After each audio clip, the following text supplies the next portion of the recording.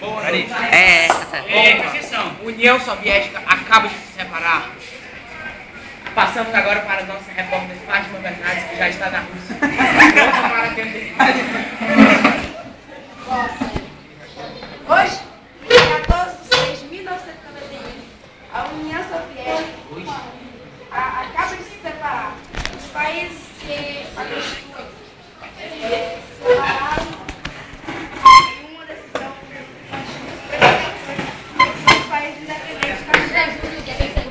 Um dos motivos para que a União Soviética se separasse foi a economia passada pelo socialismo, porque acabou separando todos os países, porque os países tinham bens. É pra ler, Fátima. E eles não, e um era socialista e outro era capitalista. E por isso vários países se separaram.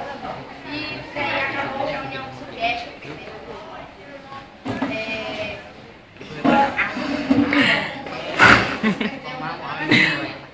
Seu grande desenvolvimento. Acabou sendo vários países separados por poderes. Agora passamos a palavra para o nosso repórter Guilherme. Olá, amigo de casa.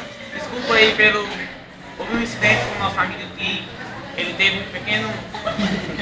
Você sabe. Então, boa noite e obrigado pela sua audiência. Tchau. Encerramos agora o nosso jornal.